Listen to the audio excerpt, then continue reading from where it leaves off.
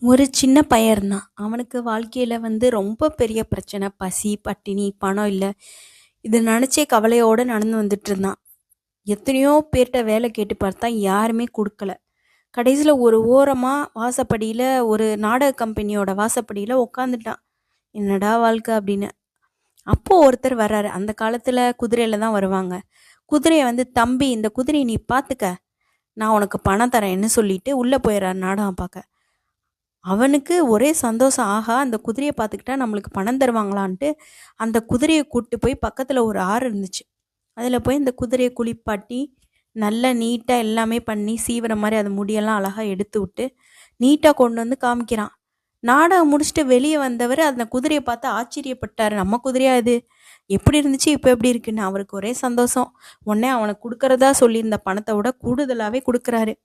அந்த பையனுக்கு ஒரே சந்தோஷம். இது தொடர்ச்சியா நடக்க ஆரம்பிக்குது. இத கேள்விப்பட்டு இன்னொருத்தரும், "தம்பி இந்தாப்பா இந்த குதிரைய பார்த்துக்கன்னு" சொல்லி, இதோட இதையும் நீ அழகுபடுத்தி கூட்டிட்டு வா, உனக்கு காசு தரேன்னு சொல்றாரு. அதே மாரி அந்த பையனும் செய்றான். கடைசில இது ஒரு தொழிலாவே மாறுது. அவன் என்ன பண்றான், இதே மாரி குதிரைய விட்டுட்டு போவாங்க.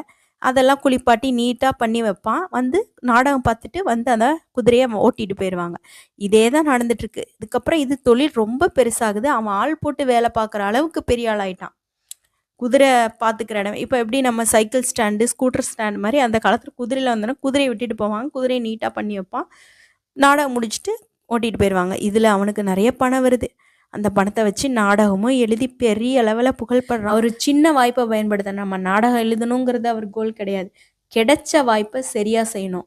அதேதான். நம்மளுக்கான பாடம் இந்த கதையிலேருந்து என்னன்னா, நீங்க ஒரு சின்ன வேலைய செஞ்சாலும், ஒரு சின்ன வாய்ப்பு கிடைச்சாலும், அத எப்படி சிறப்பா செய்யறதுன்னு முயற்சி பண்ணீங்கன்னா வாழ்க்கையில மிகப்பெரிய உயரத்தை எட்டலாம். ஒரு சின்ன ஆரம்பம், ஒரு பெரிய கனவு, முடிவில ஒரு வரலாறா மாறுது.